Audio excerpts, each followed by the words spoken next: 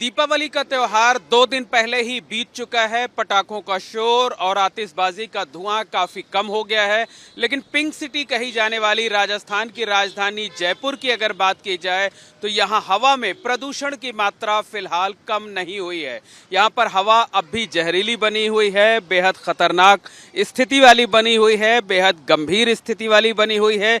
जयपुर शहर की अगर बात की जाए तो यहाँ पर जो एयर क्वालिटी इंडेक्स है, यानी जिसे AQI कहा जाता है, वो अभी शहर के अलग अलग इलाकों में 300 के आसपास बना हुआ है। कहीं पर 300 से कुछ पॉइंट कम है तो कहीं पर 300 से कुछ पॉइंट ज़्यादा। इस वक्त हम ऑनलाइन तरीके से जो है मोबाइल के ज़रिए ये आपको तस्वीरें दिखाना चाहते हैं। देखिए, ये मानसरोवर का जो इलाका है वहाँ पर जो AQI लेवल है वो 314 दिखा रहा है। इसके साथ साथ सीतापुरा में 278 है और इसी तरीके से अलग अलग जगहों पर एयर क्वालिटी इंडेक्स दिखाई दे रहा है। यानी 300 के आसपास का जो AQI का लेवल है वो बेहद खतरनाक माना जाता है, सेहत के लिए बेहद नुकसानदायक माना जाता है। और जयपुर में पिछले कई दिनों से लगभग यही स्थिति बनी हुई है।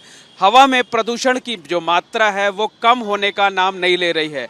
इसकी वजह से लोगों को तमाम तरीकों की दिक्कतों का सामना करना पड़ रहा है। किसी को आंख में जलन हो रही है, किसी को सांस लेने में दिक्कत हो रही है, किसी को ईचिंग की प्रॉब्लम हो रही है। और इस वक्त हम मौजूद हैं जयपुर शहर के ट्रांसपोर्ट नगर सर्किल पर। हमारे ठीक सामने स्क्रीन पर आप देख सकते हैं कि पहाड़ी इलाका है, लेकिन हवा में जो प्रदूषण है, प्रदूषण के चलते स्मॉग भी ज़बरदस्त है। यानी जो वातावरण है, वातावरण में धुंध छाई हुई है। सामने का जो पहाड़ है यहाँ से तकरीबन 200-300 मीटर की दूरी पर है, लेकिन वो साफ तौर पर नज़र नहीं आ रहा है, जबकि दोपहर का वक्त है।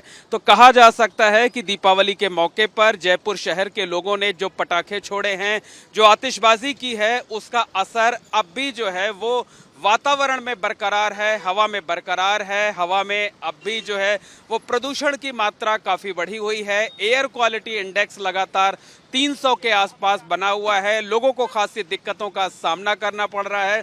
उम्मीद ये जताई जा रही है कि 1-2 दिनों के बाद हालात धीरे धीरे कर सामान्य होना शुरू हो जाएंगे।